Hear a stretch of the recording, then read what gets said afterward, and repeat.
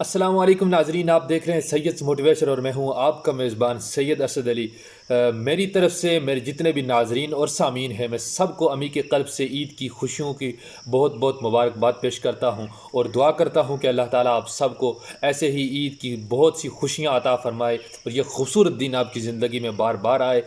آج کے دن کے حوالے سے میرا آپ کی طرف ایک چھوٹا سا پیغام کہ آج آپ جتنے بھی لوگوں سے، اپنے دوستوں سے، اپنے رشتہ داروں سے، اور یعنی کسی بھی انسان سے آپ پریشان ہیں یا اس نے آپ کا دل دکھا دیا ہے یا آپ کا دل دکھا ہوا ہے یا اس کا دل دکھا ہوا ہے، تو آپ کی ناراضگی ہے یا دشمنی ہے، تو برائے مہربانی آج کے دن کے صدقے اس سب ناراضگی کو ختم کریں، ان دشمنیوں کو ختم کریں اور ٹوٹے ہوئے دلوں کو جوڑیں اور پیار بانٹیں، اور آج کے دن یہ ارادہ کر لیں کہ ہم نے اسی طرح اپنی پوری زندگی کو گزارنا ہے، دوسروں میں پیار بانٹنا ہے، خوشیاں بانٹنی ہیں۔ ارے یہ خوشیاں ہی ہیں جو ایک باغ کی مانند ہوتی ہیں، جہاں پہ پھول کھلتے ہیں اور خوشبو مہکتی ہے۔ یہ جو رشتے ہوتے ہیں نا، یہ ایک باغ کی ہی مانند ہوتے ہیں، یہ خوشبو ہوتے ہیں۔ اگر ان میں باہم اتفاق ہونا تو یہ ایک ایسی خوشبو کی مانند ہوتے ہیں جو ہر کسی کے لیے باعث تسکین ہوتی ہے۔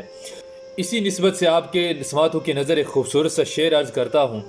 شعر یہ ہے کہ اٹھا دو دوستو ان دشمنیوں کو محفل سے، اٹھا دو دوستو ان دشمنیوں کو محفل سے، کہ شکایتوں کو بلانے کو عید آئی ہے، کہ شکایتوں کے بلانے کو عید آئی ہے، اور کیا تھا جو عہد کہ خوشیاں جہاں میں بانٹیں گے،